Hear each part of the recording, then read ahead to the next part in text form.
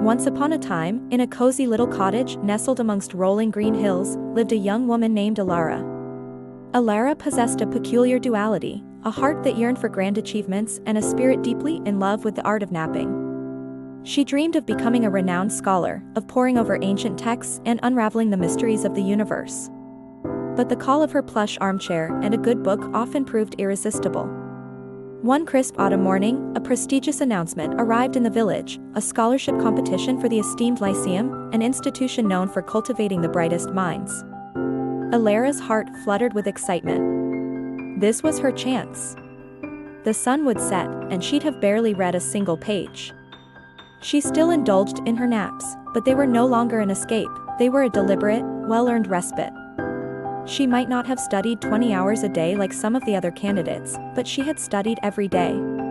She had chipped away at the mountain, stone by small stone. Despair began to creep in.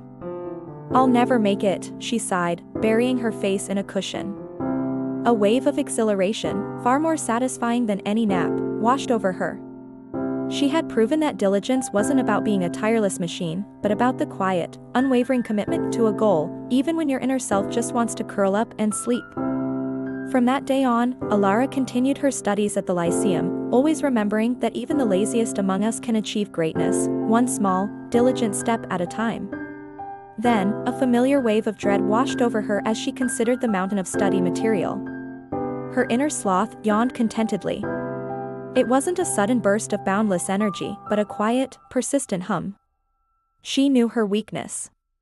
Instead of fighting it head-on, she decided to outsmart it. But Elara held on to the image of the Lyceum, of the knowledge waiting to be discovered. She might not be the fastest, or the most naturally driven, but she was consistent. Every morning, she rose, and every evening, she could truthfully say she had made progress, no matter how small. For the first few days, the sloth won. Elara would sit at her desk, parchment spread before her, only to find her eyelids growing heavy. During that time, she would focus with absolute intensity, reading, memorizing, understanding. When the timer chimed, she allowed herself a 5-minute stretch, a walk around the room, or even a quick cat nap. Then, back to the books. Slowly, painstakingly, she built up her stamina.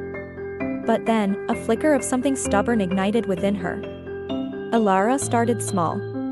She set a timer for 15 minutes. Some days were harder than others.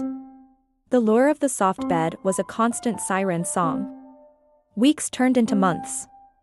Elara's cottage, once a haven of serene slumber, now hummed with the quiet rustle of turning pages. Finally, the day of the competition arrived. Elara felt a surprising calm. When the results were announced, Elara's name was among the chosen.